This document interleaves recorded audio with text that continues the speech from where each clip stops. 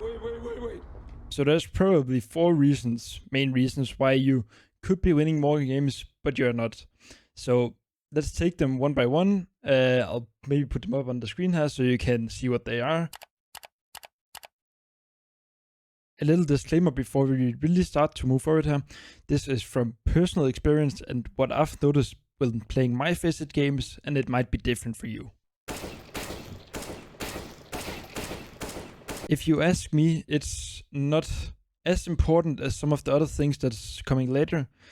Of course, you need to be able to perform. You need to be able to get, let's say, 20 kills each game. That would be a dream world if you could just say, I'm getting 20 kills each fucking game, no matter what. But that's not the reality, and sometimes you shoot 10 kills. That's how it is, even for me, and I'm not even, because I'm pretty shit at the game, but I still managed to win some SoloQ games. I use a lot of aim maps on my daily basis and also movement, so I'll show you a little of what I like to use, and maybe you can learn a thing or two from it.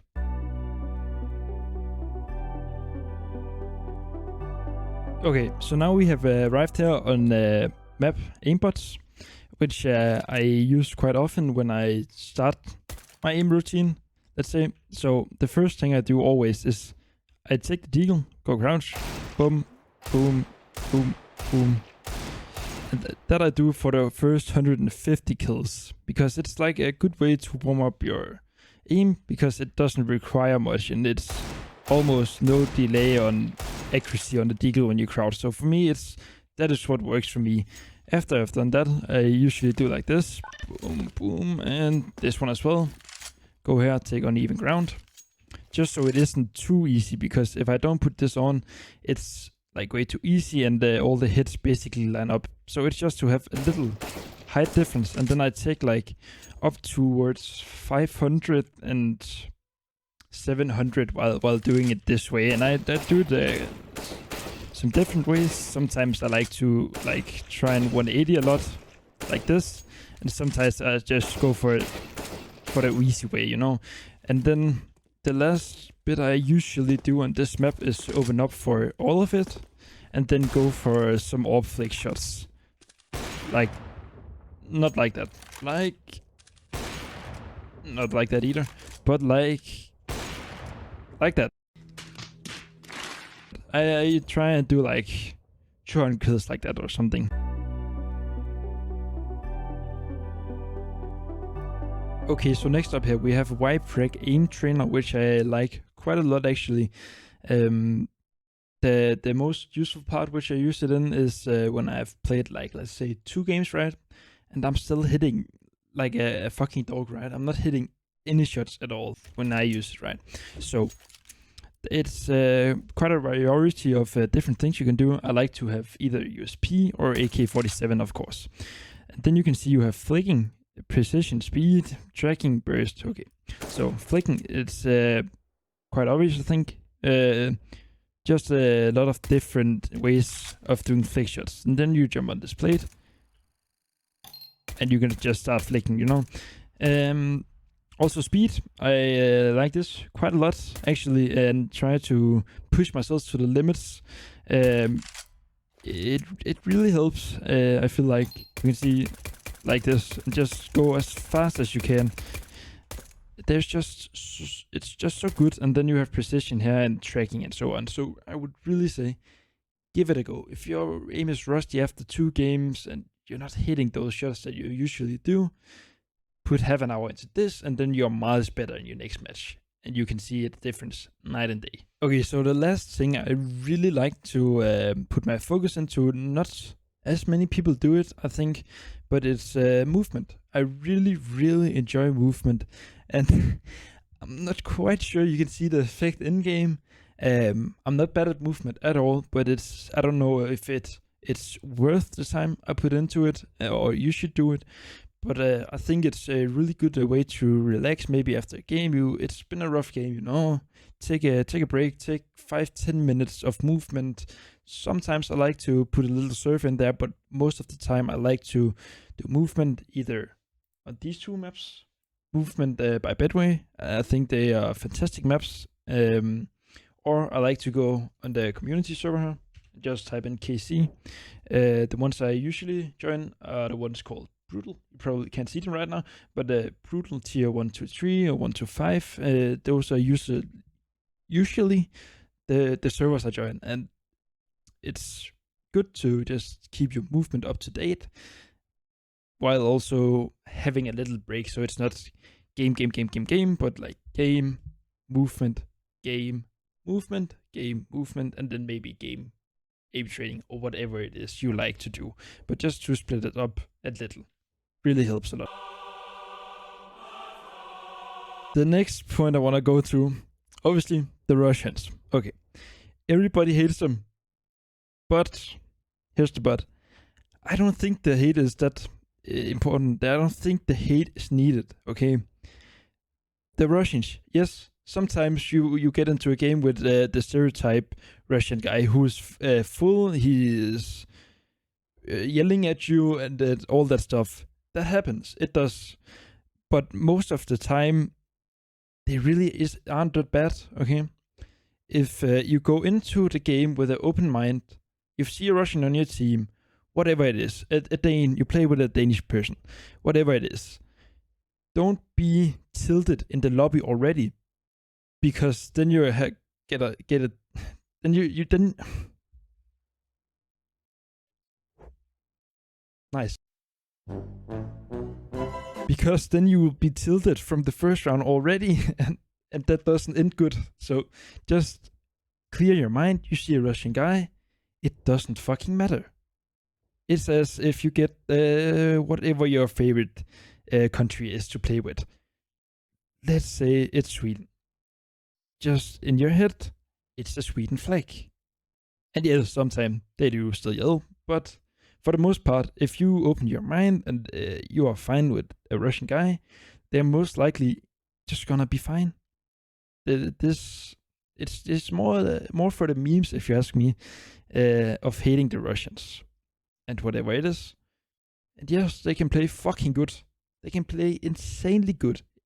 You know, some lobbies 3-stack Russians with 4-5k elo.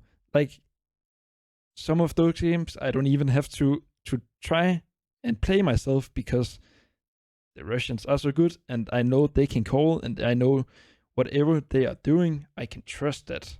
So please do not tilt in the lobby just because you see a Russian flag. Wait until they start drinking or they start yelling, then maybe you can yell back a little, but I wouldn't do that. I already touched on this a little. I can't stress enough how important this is from my personal experience playing SoloQ Faceit.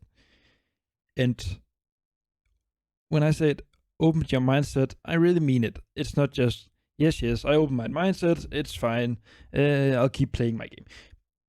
Actually, do open your mindset. Do be open-minded. When you see the lobby doesn't mean fucking shit. Yes, maybe you come in a lobby with 2 level 3s and you might dodge it, and yes, you can do that. It's fine. But don't be tilted because you see some guy you know you don't like, because you see a Russian, blah blah blah blah, and so on. Because you can all just set your differences aside. It's one game, 45 minutes, then you're out. So just do your very best. Do what you can. Don't say GG in round 4. I can't stand those guys. And then maybe, yes, you have someone on your team that has a screw loose or 2 in their head. But then you have to know when to mute someone and when not to, because you can still have someone who has a screw or 2 loose in their head, but they might still give information. And that is key. Information is key in Counter-Strike. So if they are mad or angry or whatever, if they still give information, you don't mute them. If they do not give information, though, then I would say mute them.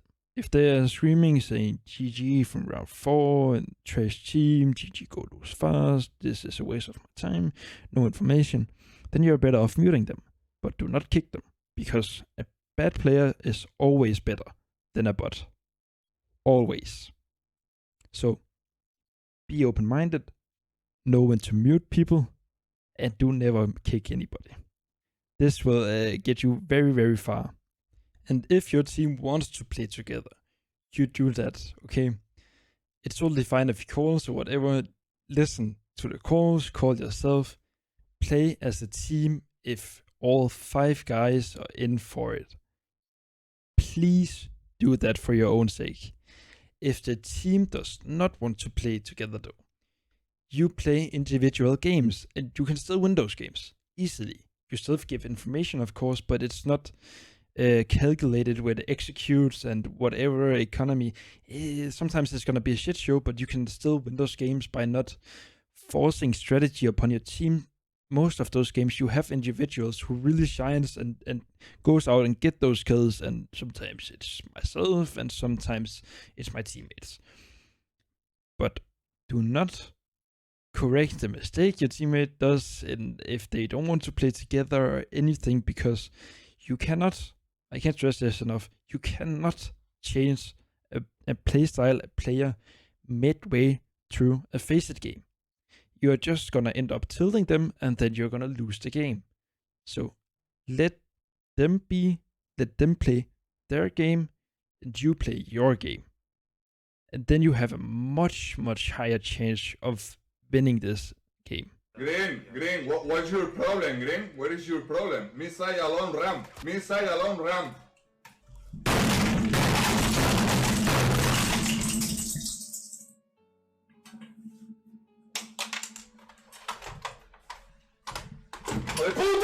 Okay, so the last thing I want to touch on here is tilt. You can still tilt in my opinion. Of course, Dreamworld again, no one tilts, everything's perfect. But the reality is, it's fucking hard to stop tilting. I know it myself because I've been really bad at it. Still sometimes is a little. Hide, bro. With 10 HP one.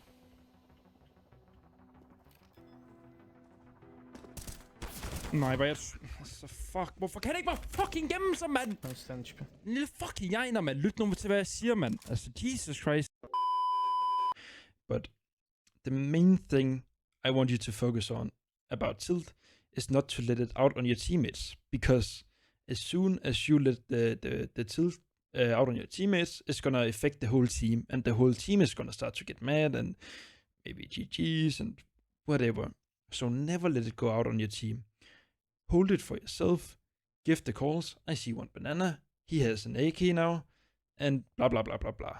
And then you press mute, and then you can scream, and then you can smash your table, and then you can do everything you want in the world, because you're still given the information and they can't hear you. When you let's say you play on the team and you're on Discord, and before you give the call, you have to say, why the fuck is that dude one-digging me with no armor? It doesn't make sense. This is fucking ridiculous. Fuck this game. And then you say, he's banana, he's picked up the AK now. Instead of just saying, he picked up an AK, he's banana, then mute. This is so much time wasted and so much negative energy. It's just a waste of time and a waste of energy for the whole team. So keep it to yourself if you can't stop raging. But the thing that helped me a lot when trying to stop with tilting, raging, whatever you want to call it, was each time I died, before I said something, I always thought to myself, what am I going to say now? And is this going to affect my team in a good or bad way? If it was bad, in a bad way, like, fuck this dude, this game, blah, blah, blah, blah, blah, then I didn't say anything at all.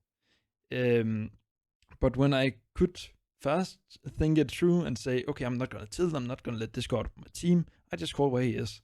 And then some games I call more than other games, but slowly it became better, and now I can easily call every single round. Okay, he has AK banana, blah blah blah. Next round he has up on long overpass. It's so much more enjoyable. And when you keep doing this enough, the rage is gonna go from the top level here all the way down to the bottom, and you're gonna feel so much better. If you watched this far, I would very much appreciate just a little like, because it's now 3:30 a.m. Help me. But I appreciate it if you watched this far. And like would be very much appreciated as well. Also, I'm live every day on twitch.tv/aspect_cs with 2 A's and playing pucks every day.